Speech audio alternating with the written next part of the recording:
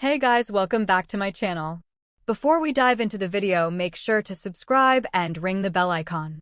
Let's dive in. The night was glittering with fairy lights, soft jazz music, and the clinking of expensive wine glasses. Everyone dressed in their finest, celebrating a high society gathering where smiles were wide and secrets were wider. My wife Madison thrived here.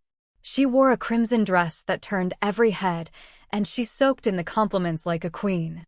I stood near the bar, silent but watching, as her laugh grew louder and her actions turned from playful to reckless. I knew that laugh.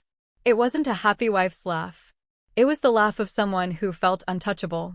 She stood in the center of a small crowd, her coworkers, our friends, a stranger she just met, loving every second of their attention. Someone joked, "Madison runs this marriage, doesn't she?"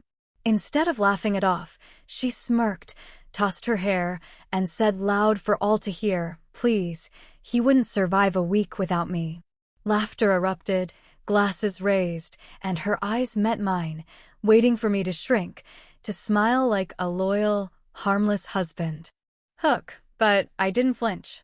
I walked forward calm, like a man who already knew how this night would end. I stood beside her, placed my drink on the glass table, and looked at her with a gentleness that scared her more than anger. The room quieted a little, sensing the shift, and with a small smile, I said, "Funny, that's what your boyfriend said, too."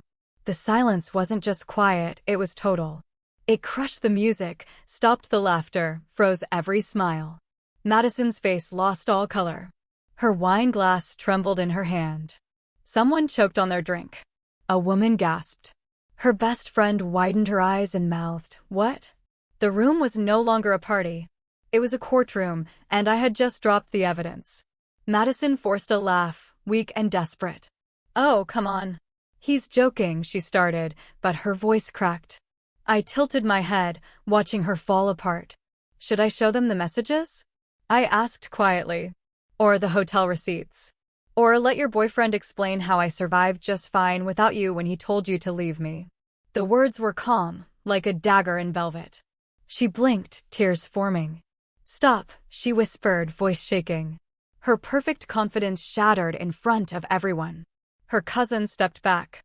Her boss looked away. Her closest friends acted like they barely knew her.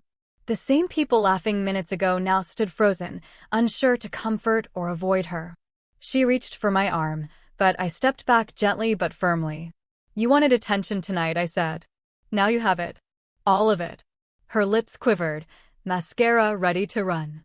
For the first time, she looked small, not in size, but in spirit. She wasn't the untouchable queen anymore.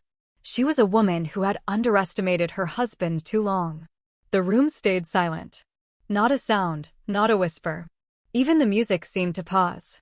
Madison glanced around, searching for someone to save her, defend her, laugh it off. But no one moved. No one spoke. The attention she craved had become the spotlight she feared. I picked up my drink again, completely calm. "I'll send the divorce papers in the morning," I said, voice firm but calm. "You can sign them if your boyfriend lets you." Her knees nearly buckled. Someone reached to steady her, but she pulled away, pride fighting despair. I didn't wait for her response. I didn't need excuses, tears, or lies. I walked toward the exit while dozens of eyes followed, not with pity, but silent respect. The doors opened, cold night air touched my face, and for the first time in months, I could breathe.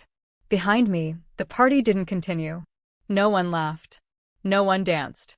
The woman who once lit up every room now stood in the center, broken, speechless, stripped of the arrogance she wore better than her dress. And that silence, that perfect heavy silence, said everything I no longer needed to